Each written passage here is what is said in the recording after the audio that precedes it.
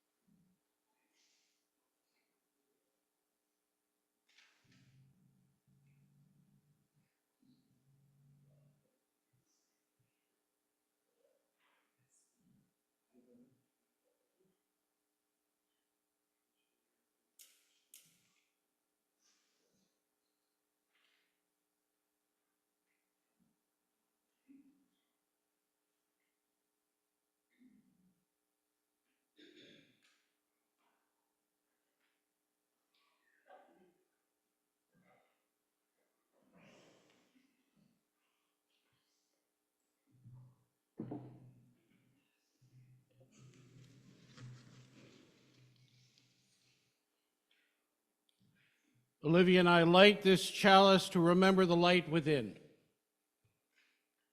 to know that the hunger we feel inside is an echo of inner wisdom that wants something more for us and for others, for this weary yet wonderful world.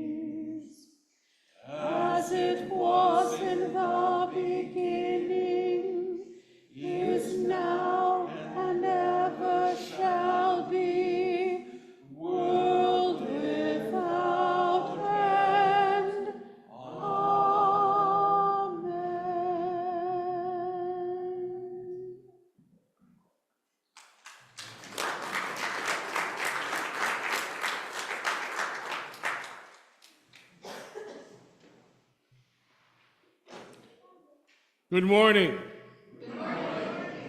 Welcome to the Unitarian Universalist Church of Worcester. My name is Aaron Payson.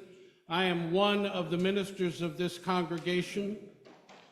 The Unitarian Universalist Church of Worcester is a congregation of love, hope, and justice, inspiring people to take on the challenges of a changing world. We begin by acknowledging that in Worcester, Massachusetts, we work, learn, live, and worship on the seized ancestral homeland of the Nipmuc people who survive and remain active as the Nipmuc tribe. We offer a special welcome to those of you who are new or visiting with us for the first time this morning. We are delighted that you are here. We hope that you will join us in Fellowship Hall following the service for refreshments and conversation. If you have questions or desire more information about this service or any of the ministries and programs of this congregation, please do not hesitate to ask. We invite you to fill out one of the pew cards found in the pew pockets before you. These cards can be placed in the offering plate or given to one of our ushers or greeters this morning. For those of you who are joining us online, we offer you a very special welcome. For safety purposes and so that we might come to know you better as you're able, please do place your name on your video feed. We invite you to take a moment to sign one of our attendance clipboards that are now circulating. Though you're not obligated to sign, we appreciate your information and we use it only for church purposes. During the service, we offer an opportunity to share a brief personal joy or sorrow.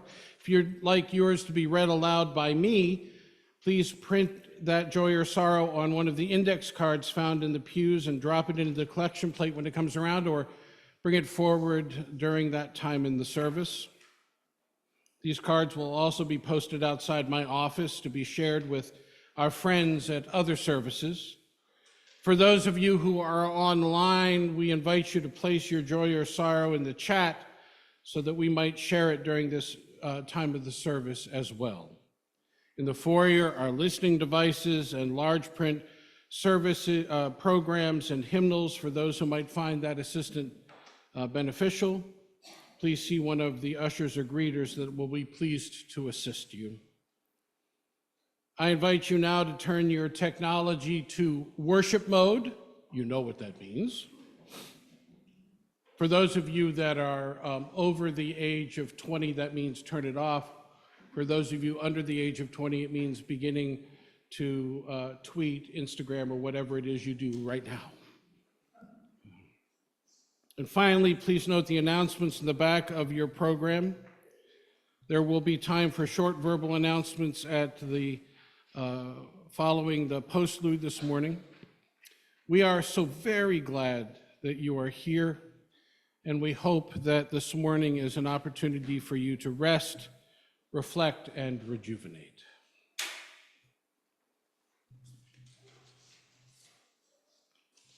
Our opening words this morning are those of John Saxon.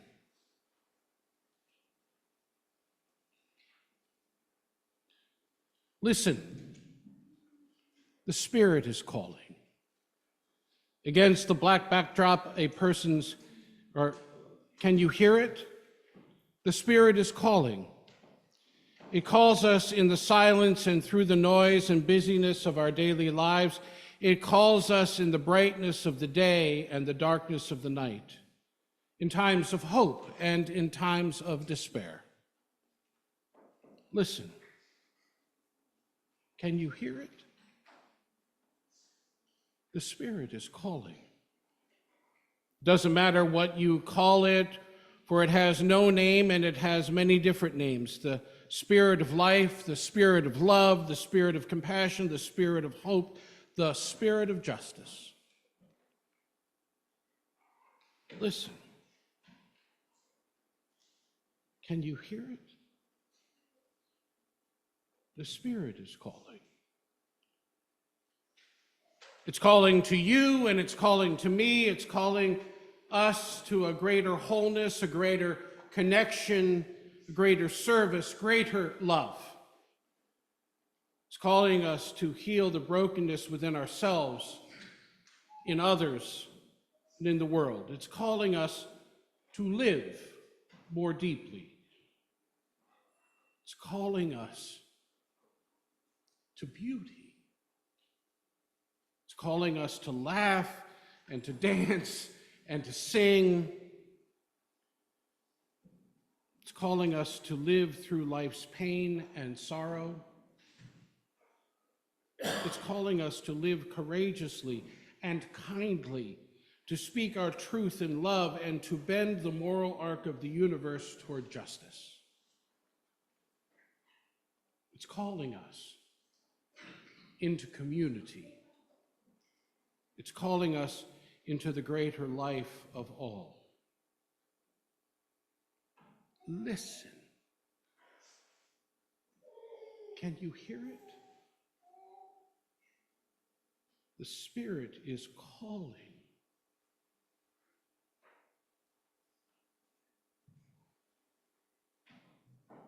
Amen, and blessed be.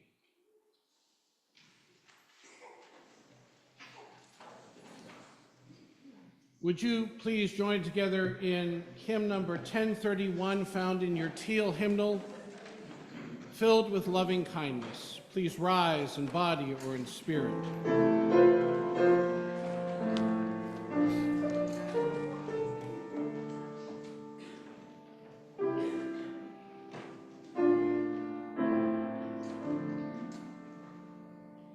May I be filled with loving kindness. May I be filled.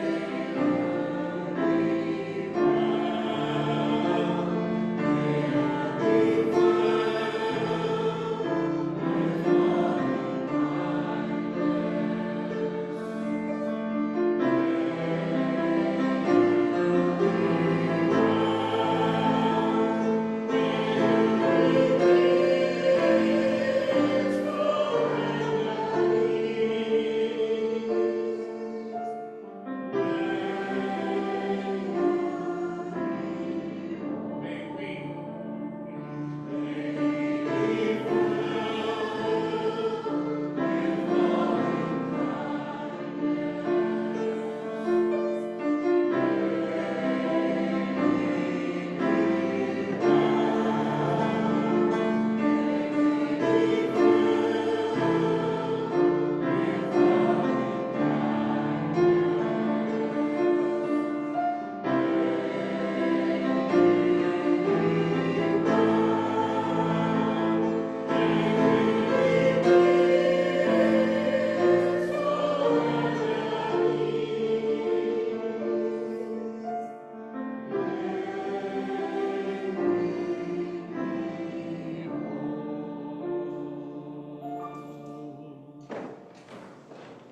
I'd like to invite Robin, if she's here, to come forward.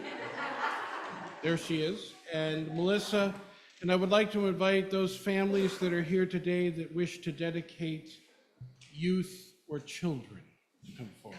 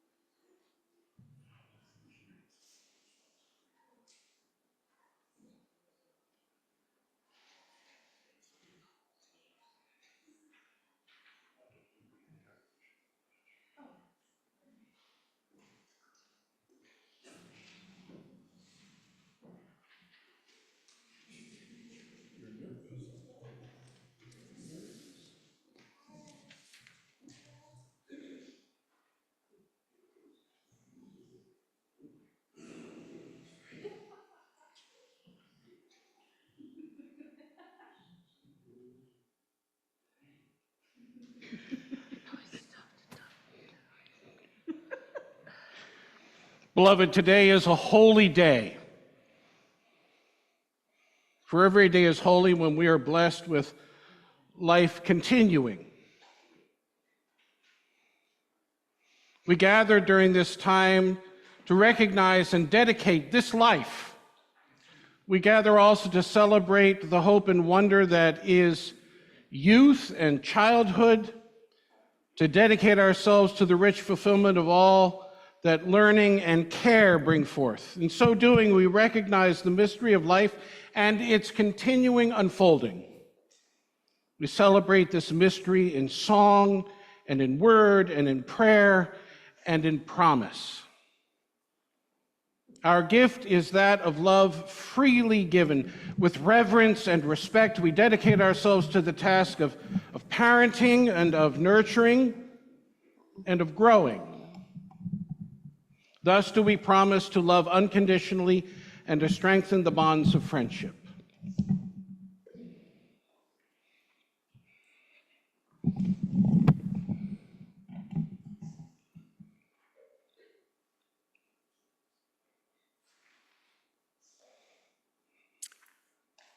Please join us in a responsive reading found on your service of dedication.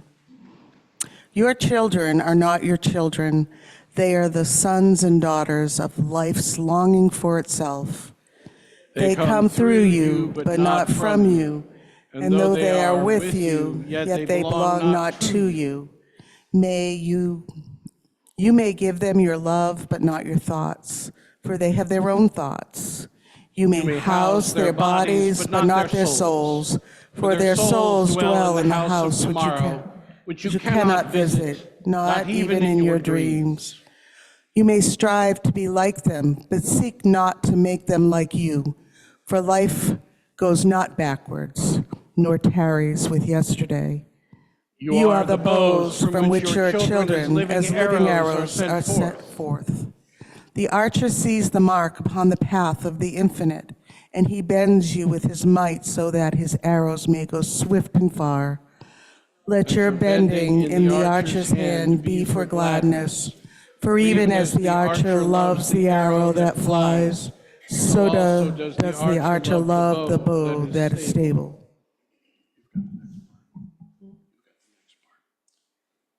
Okay. Hi, parents. Do you, the parents who have come forth this morning, dedicate yourselves to the care and nurture of your children in love given freely, to provide for them, to protect them, to encourage their worthy endeavors as they journey forth into a life that is unique and special, to share with them all that love, joy, and blessings have to offer? I do.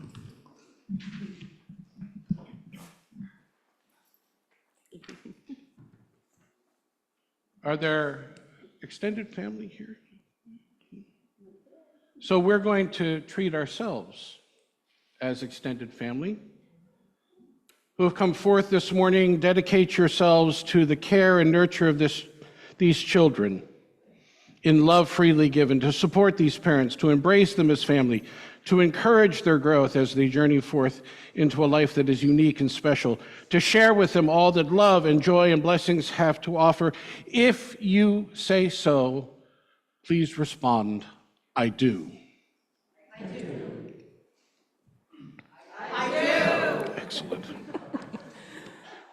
We, the members and friends of the Unitarian Universalist Church of Worcester, welcome you and your children. We hereby pledge ourselves to support, provide for, and nurture these children. We dedicate ourselves to providing all that is necessary for these children to grow to their fullest potential as unique and precious lives within the bonds of loving community. You ready? What name do you give this young lady? Olivia Del Favero. Olivia Del Favero, with water, ancient symbol of purity. I anoint you and dedicate you to the source of your being. I proclaim now that you are loved by your parents, your family, and friends, that all you are to all who know you and will come to know you, precious, May your life be filled with joy and blessings now and from this day forward. May this rose, in all its beauty, stand as a symbol of the precious life and its unfolding in love and understanding.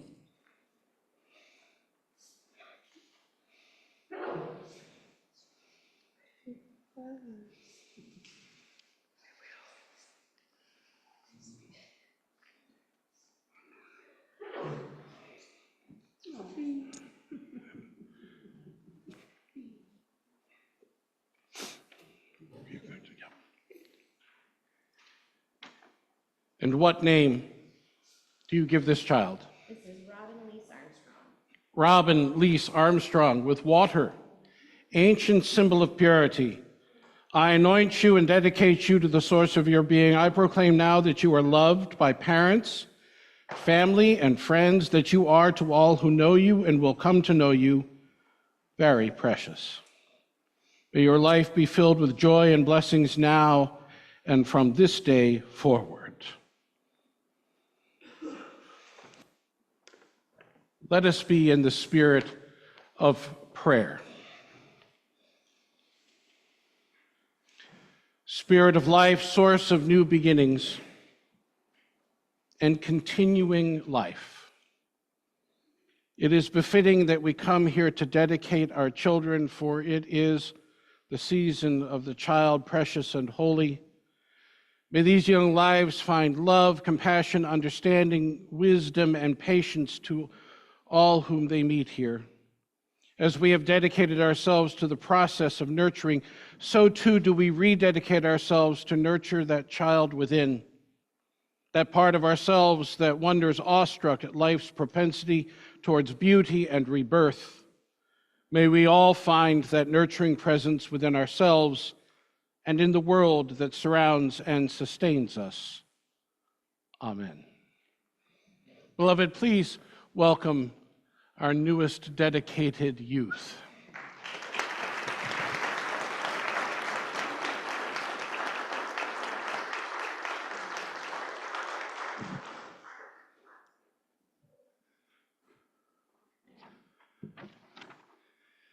And now I would like to bring forth our basket bearers who are about the job each week of collecting change for change, an ongoing ministry of those in our religious exploration program to contribute to the emergency fund of this congregation.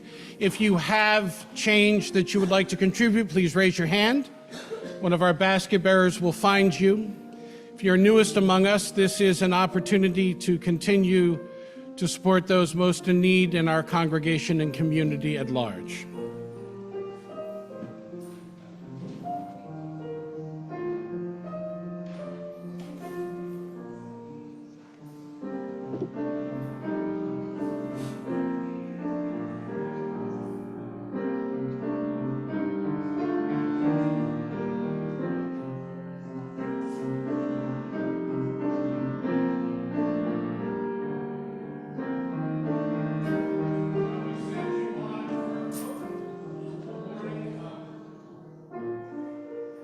Friendship, fun. Thank you so much. And opportunities to learn about yourselves, each other, and the world. Go now in peace, go now in peace. May the spirit of love surround you. Everywhere you may go. Go now in peace, now in peace. May the spirit of love surround you.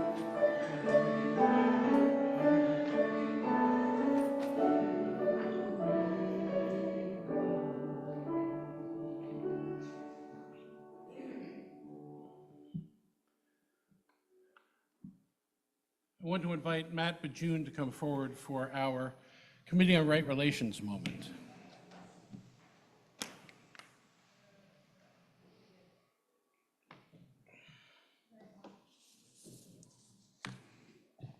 Good morning.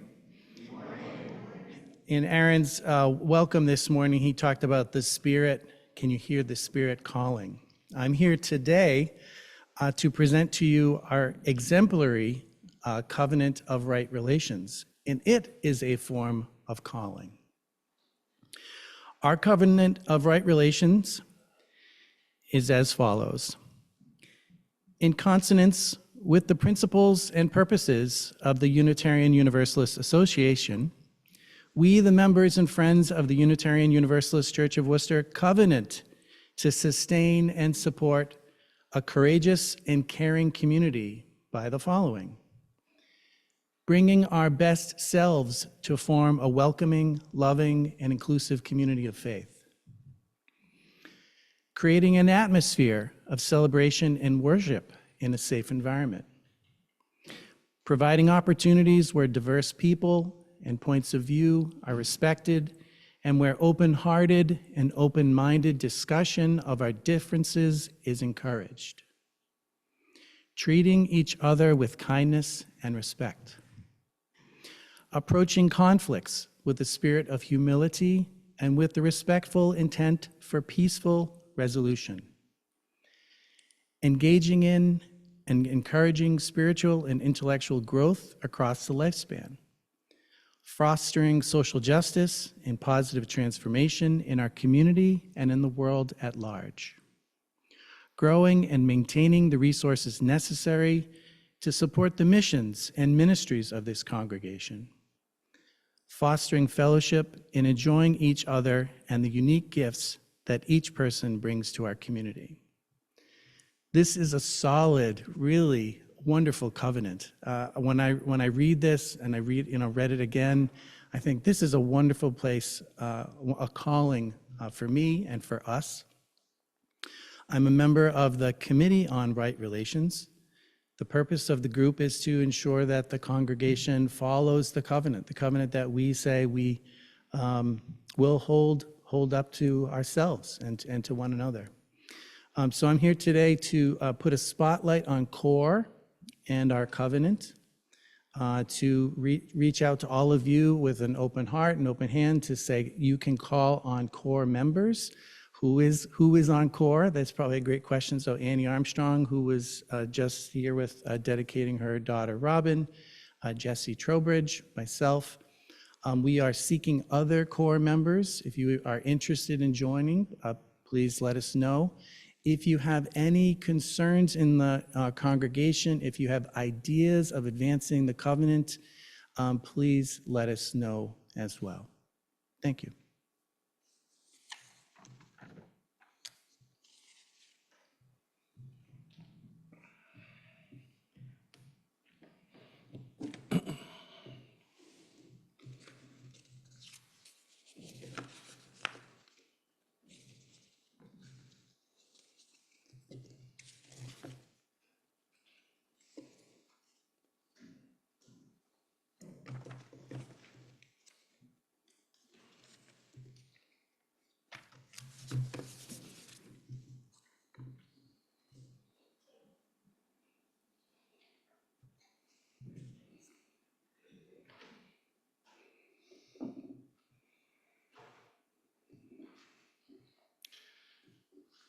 Lori Doobie writes in a blog post 4 years ago, "My husband has been a senior auditor in a conversational Hebrew class in the fall.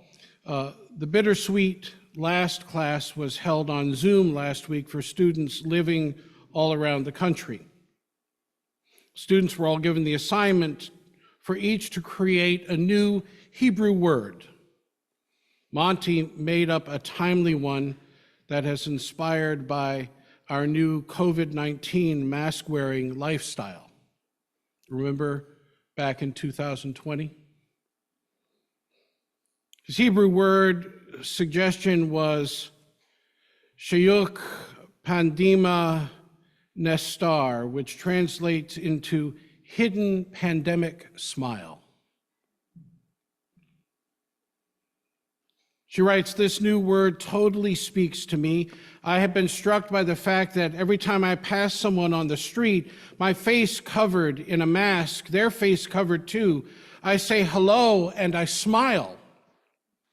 Because the masks can muffle sound, oftentimes people don't hear me say hello, and my smile is hidden, of course, behind the fabric of the mask. As a result, often these days people don't acknowledge me as we pass each other, at least 6 feet apart on the street.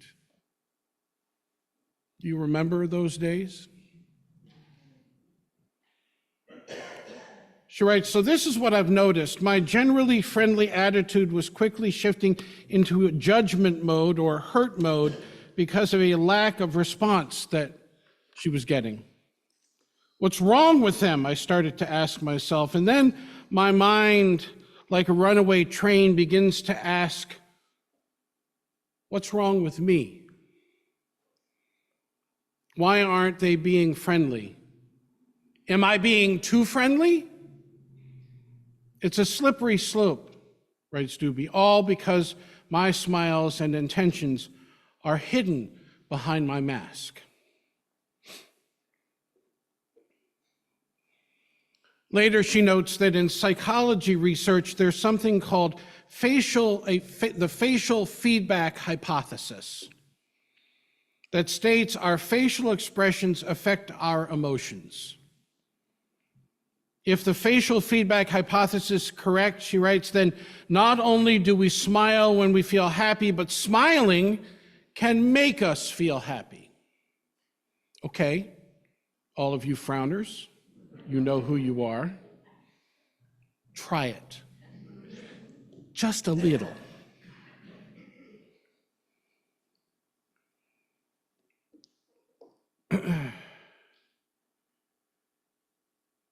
And if there is wisdom, she notes, to be found in popular culture, then we are told our smile can be a valuable mindfulness tool.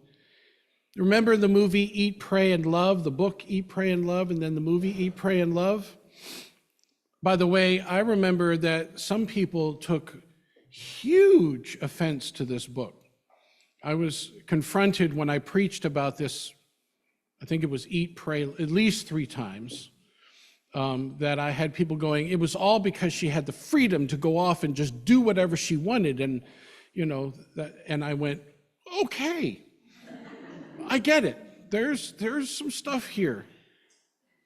But there are tidbits, even in those things that we gripe about, right, that we ought to at least pay attention to. And so Doobie's talking about that, being told that our smile can be a valuable mindfulness tool. And in that film, there is a wise guru from Bali that instructs Julia Roberts, who is a stressed out human being, to say the least, to lighten up her facial expressions. Now, I don't know about you, but if I turned to my beloved and said, you ought to lighten up your facial expressions, I had better be more than 6 feet away. Probably farther than throwing distance, if you know what I mean. But apparently this person had a genuine desire to assist her, and she did not respond the way I imagine being responded to. He says to meditate, only you must smile. Smile with face, smile with mind, and good energy will come to you and clear away dirty energy. Even, he says, smile in your liver. Right? Smile in your liver. That's a fascinating thing, isn't it? Right? Smile with the organ that is supposed to take all of the toxins out of your bloodstream.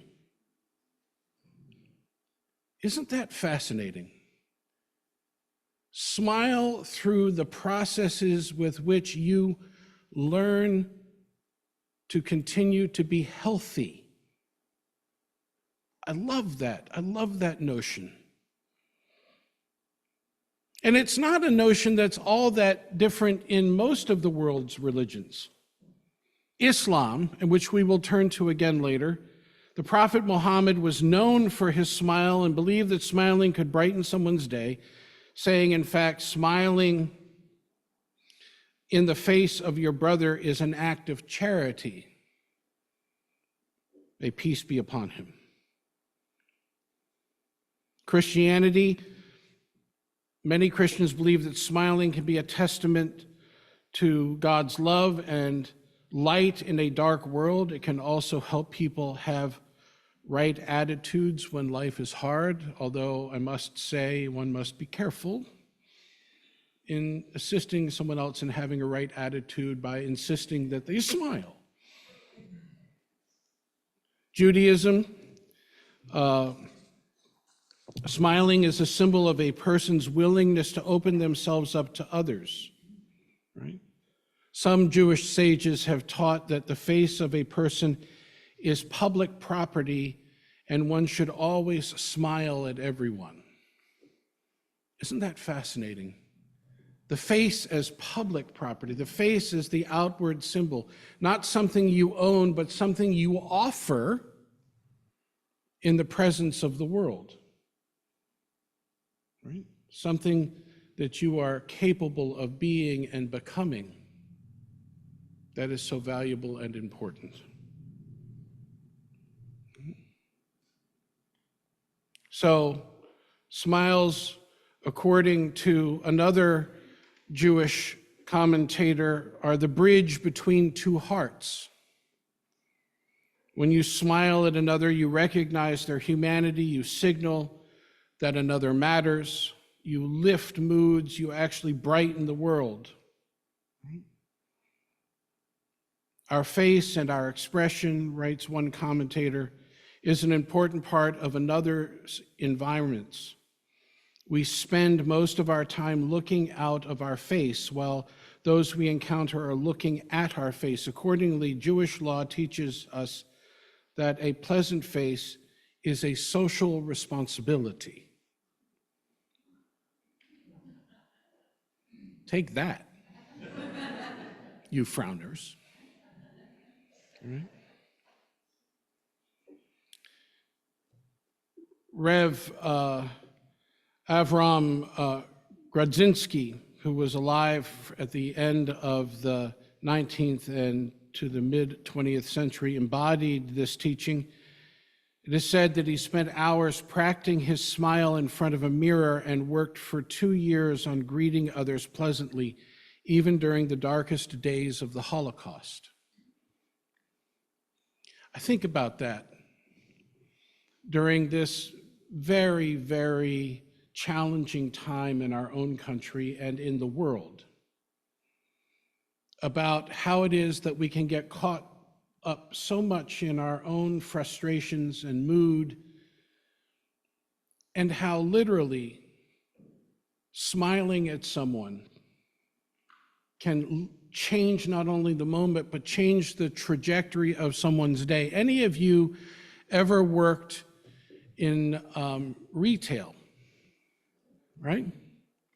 Any of you ever worked in a grocery store or a gas station? I am become ever more mindful that simple. Yesterday I was at Big Y, picking up a couple of items and returning with 4 bags and 3 carry-ons. Because my wife said I should get 3 things, and I came back with what, 15, 30? Right.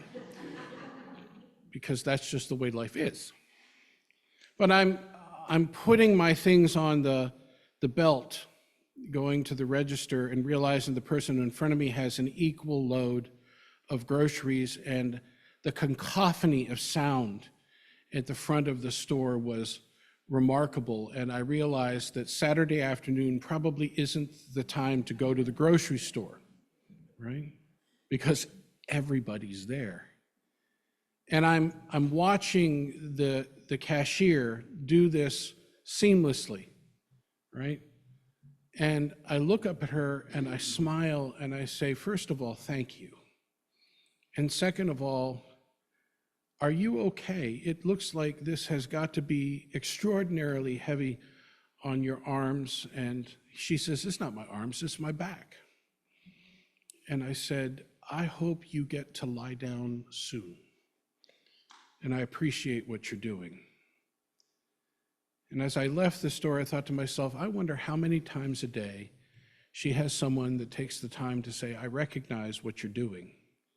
And in this environment, I recognize that it has to be stressful. Thank you for doing that. Or the guy out in the parking lot who's picking up all of the carts that have been left all over the place, right? Or the guy that is, the gal that is sweeping the sidewalk out front, right? To stop and say, this has got to be an endless task, thank you. And smiling. These moments during our day when we get to break the cycle of monotonous frustration,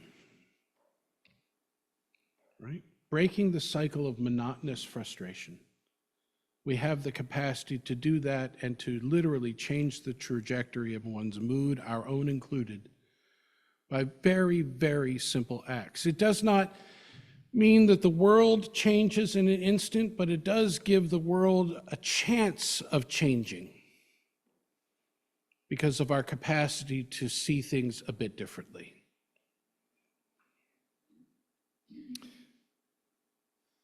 In psychological research, there's something called, well, let me see. One moment, I'm in the wrong place. We heard about the facial hypothesis thing, but there is other things related to the science of smiling that are important to remember. Right? When we feel positive emotions, neuronal signals travel from the cortex to our brainstem. These signals then activate cranial muscles responsible for smiling. Right? In other words, there is a neurological experience that we're having that smiles can initiate, or that initiate smiles. And it doesn't end there. Smiles create a positive feedback loop, right? Our brain interprets the smile as a sign of feeling good, reinforcing our own positive state. In fact, say some scientists, smiling releases endorphins, which contribute to our overall well-being.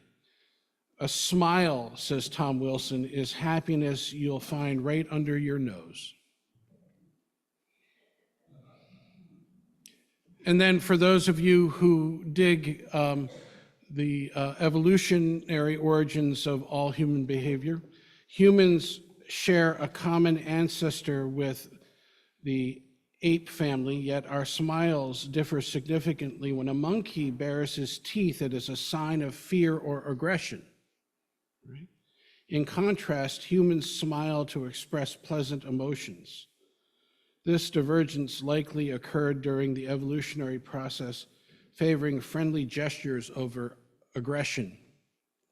How many of you, when you are on the street, look for people who smile and look genuinely happy versus those who are angry or frustrated? You remember years ago, Galvin de Becker wrote the book Protecting the Gift.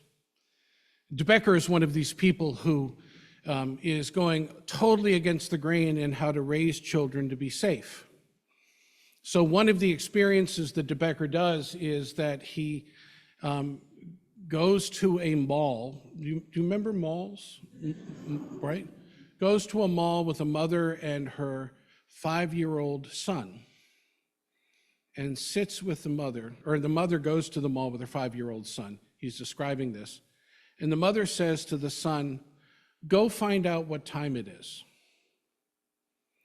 And so the son goes off, and she watches the son, and she watches who the son decides to approach or not approach. And when the son comes back with the answer, that isn't really what it was about. The mother sits with the son and says, why did you ask that person and pass up that person?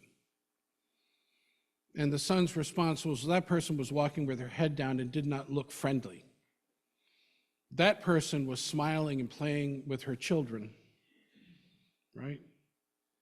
Our ability to discern who is safe is fundamentally a function, most often, of the ability to see someone who is genuinely happy. And let's be clear, our children have BS meters that are as accurate as they come usually, right? Because there is that genuineness of a smile, and then there is the painted smile. You know the difference, right? Think about this during the political season. Right? How many of you can discern a genuine smile from one that is as disingenuous as it comes? Right? This is part of our ability to discern our environments, and children learn this quickly as a safety measure.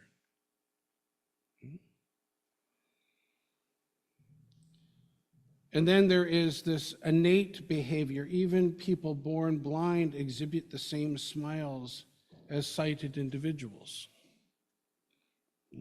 Smiling is pre-programmed human behavior, right? A natural response to positive feelings. We don't need to learn how to smile. It's part of our nature. Right? And finally, the notion that smiling stimulates our brain centers and reward centers. It can be as stimulating, I love this. Smiling can be as stimulating to another as receiving a large sum of money. Now, I know you don't believe me, right? But I want you to think about the endorphin release. And those who smile frequently may feel like millionaires, says one commentator, not in wealth, but in emotional richness. In Islam, the Prophet Muhammad, may peace be upon him, was always cheerful and bright-faced, they say. According to historians, he always kept smiling in the face of his companions, to the extent that one of his companions said, "I have never seen anyone who smiles more than the Prophet." When one of the disciples narrated that the messenger of Allah said, "You cannot satisfy people with your wealth, but satisfy them with your cheerful faces and good morals." There is that richness. Another narrated that the Prophet said, "Do not disdain a good deed, no matter how small it may seem, even if it is your meeting with your brother with a cheerful face." And finally, the Prophet says, "Smile in your brother's face is an act of charity." So we come to World Smile Day with science, with a sense of the innate capacity that we have, but also with the commandment within our religious traditions that smiling is an act of faith, not just a biological process. It is a sign of who we are and how we can be, even in a bruised and hurting world. And I would suggest to you that it is precisely because of that experience of suffering, that experience of loss, the experience of grief, the experience of sorrow, that smiling becomes ever more important, because it helps us distinguish ways of being and ways of feeling. And if we are caught up in either one of those, my father would have been one who say, smile in proportion to frowning. I would have said, nah, smile more than frown, right? But that sense that we are of proportion is also very important. And so we will return to this topic in our final thoughts.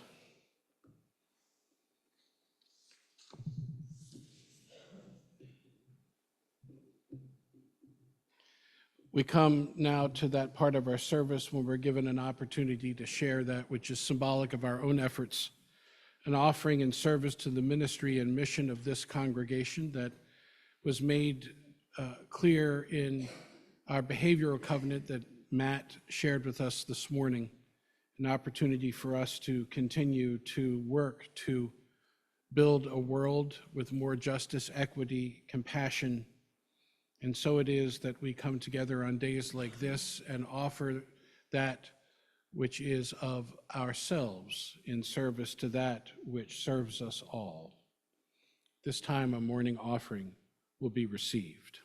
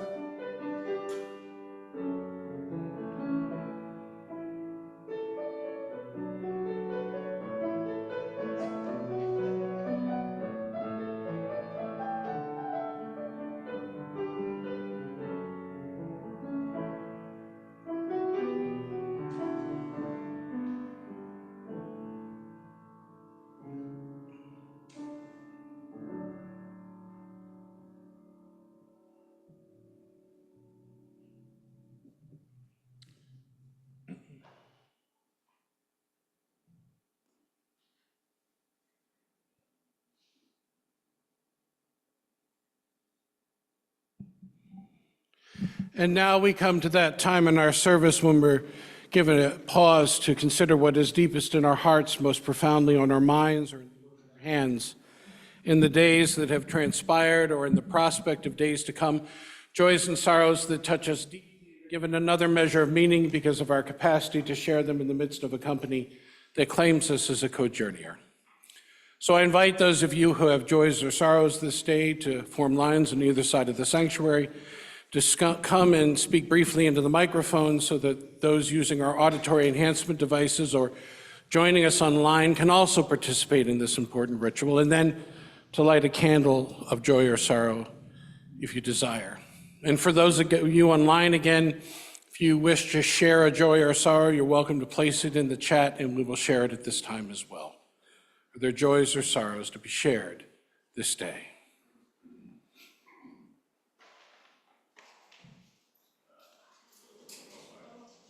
Good morning.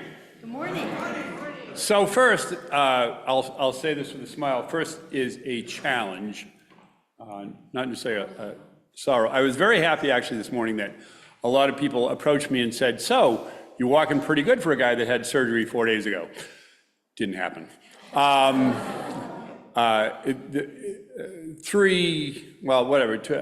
May of 22, like others at various times.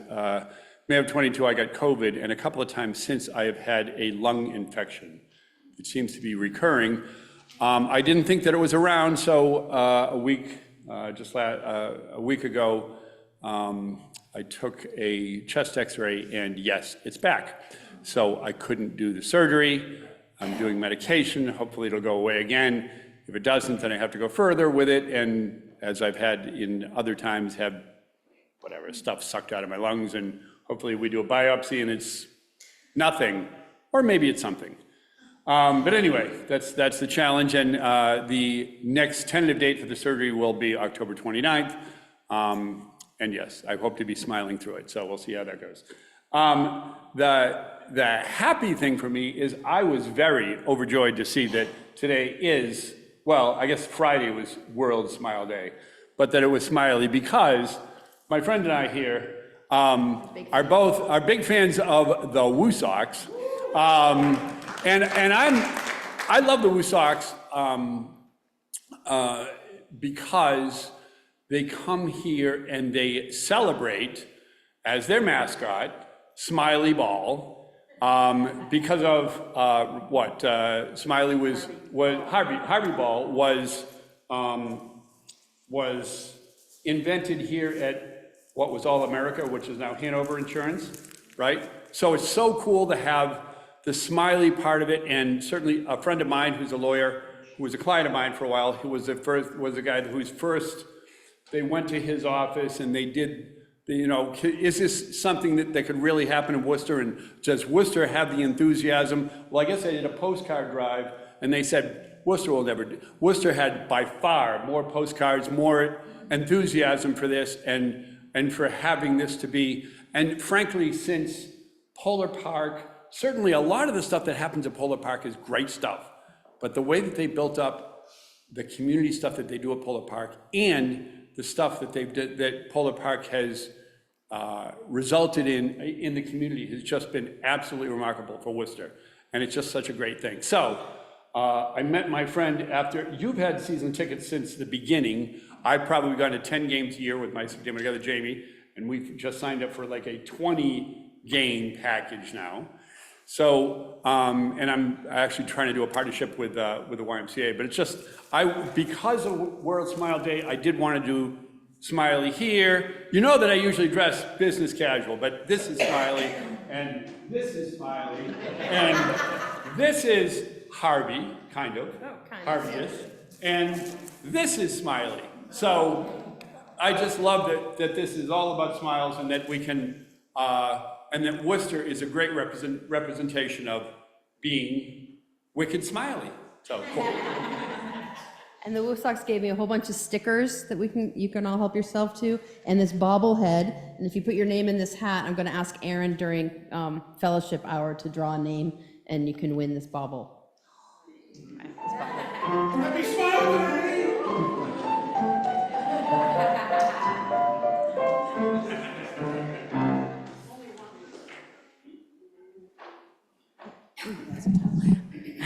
Hi, I'm Angela, and we love Polar Park. The one thing that Polar Park does for my organization, I work with autistic children, and my company does, in April, we do a huge 5K run, so, come on and join.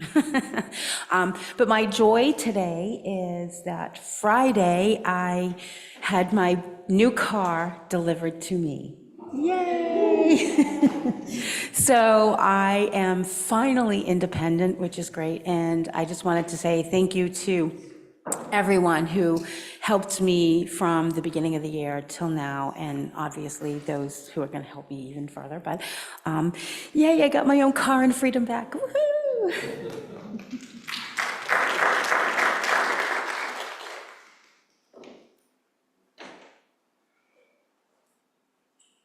Hello, many of you know me, I'm Diane Mann.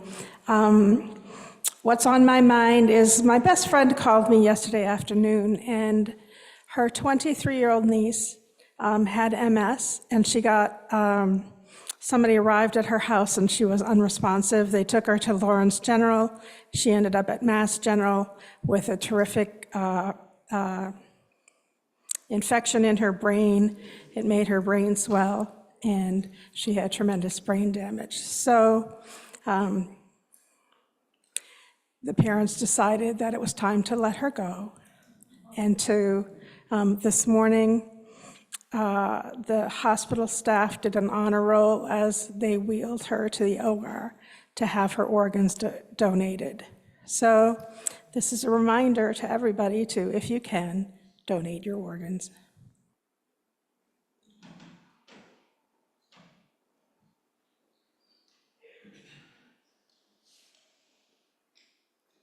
Good morning. My name is Dawn Dowd. I have the pleasure of sharing some joys and sorrows from our online community. Linda Morse has asked that we share. To the many dear people who responded to my sorrow in June and beyond with heartfelt words, and to those who were present at Elizabeth's celebration of life, I hope you too will be blessed in your hour of need. In love, Linda Morse.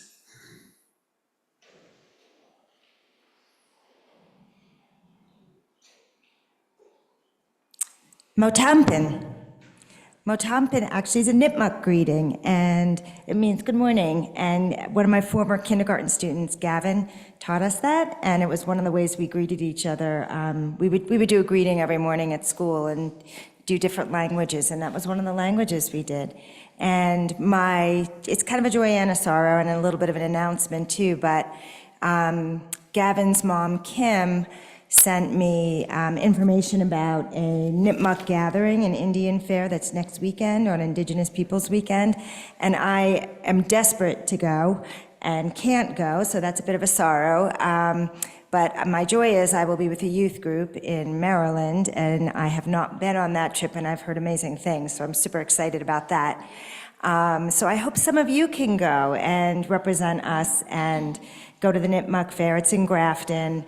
And Kim, Gavin's mom, has a booth there called Freshwater Studio, and she makes beautiful jewelry and creams and all sorts of things. So anyway, that's just a little announcement about that. And then I have another joy, which is also a little bit of an announcement, sorry.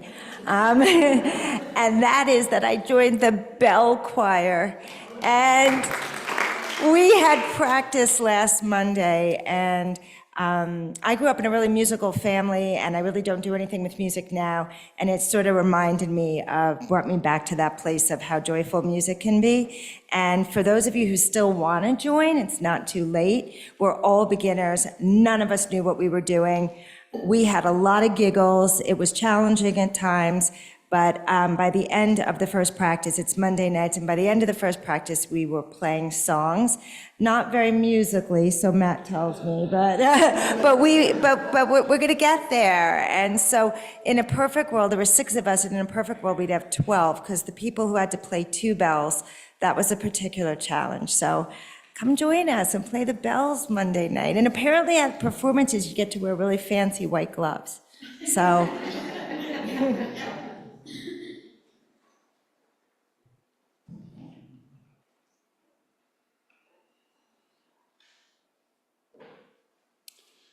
Let us be in the spirit of prayer and meditation.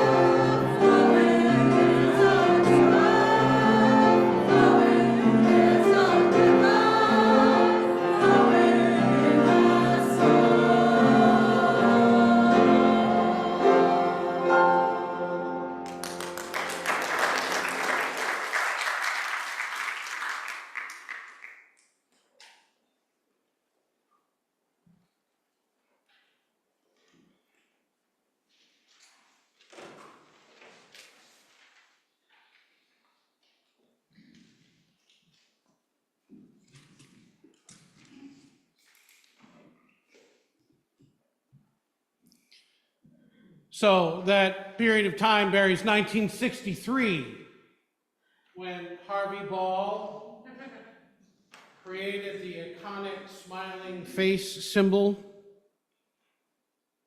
But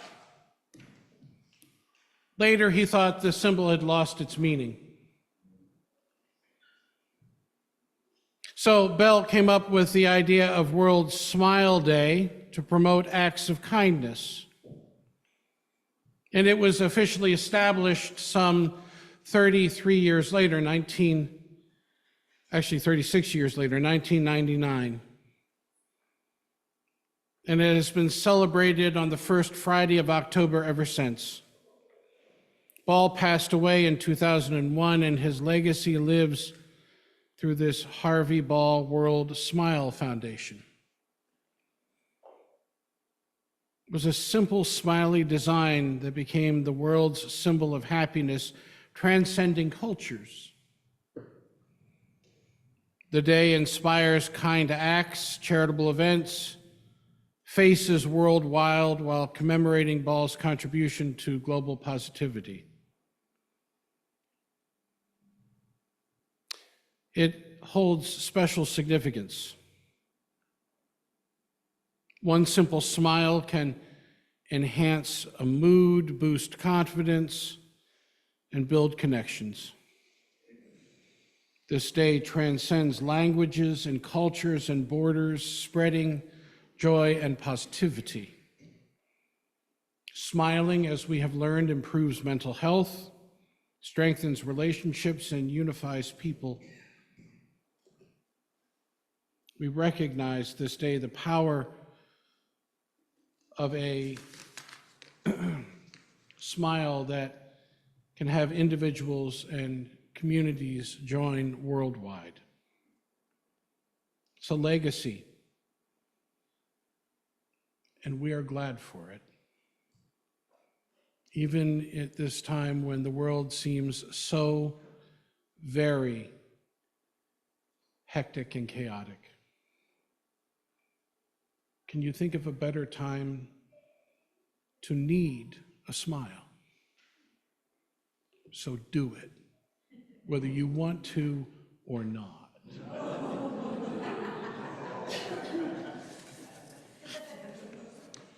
I wasn't just looking at her, no.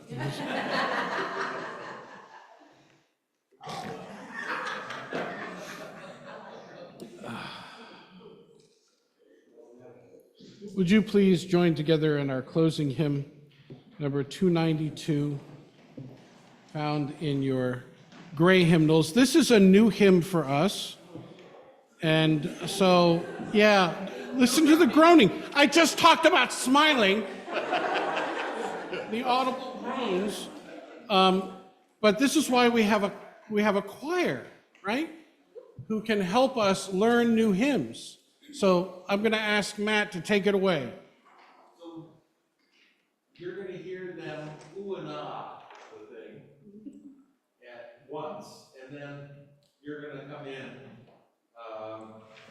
on the second verse, and then we'll ooh and ah again. And it's a beautiful piece, but it's a little quick. So this is.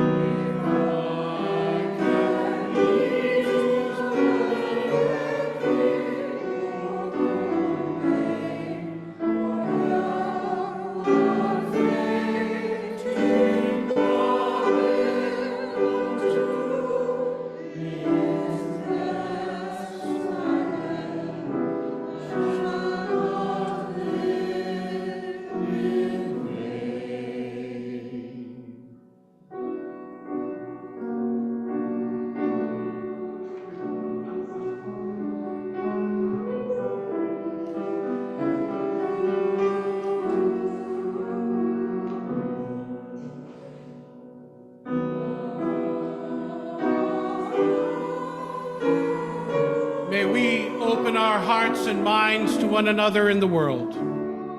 May we let ourselves be changed by the stories around us.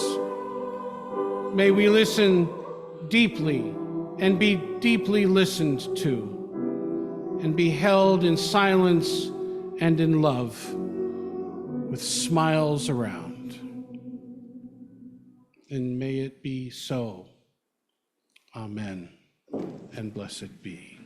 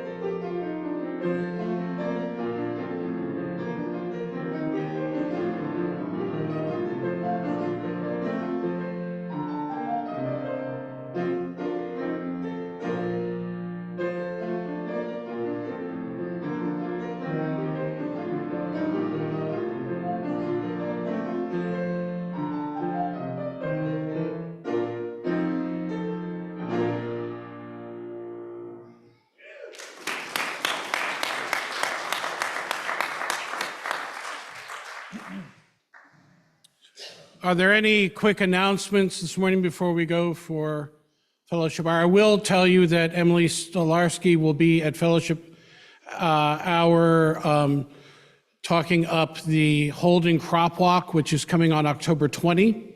So for those of you who would like to participate as walkers or to be able to support those walking this year, this is an annual opportunity for us to raise awareness about hunger in our community and to raise funds for a variety of things, including our own food pantry. So please do stop by and speak with Emily this morning. Anything else? Once again, beloved, worship in this place has come to an end, but our service continues, next with an opportunity for refreshment and conversation. May yours be a wondrous and wonderful week. Keep smiling.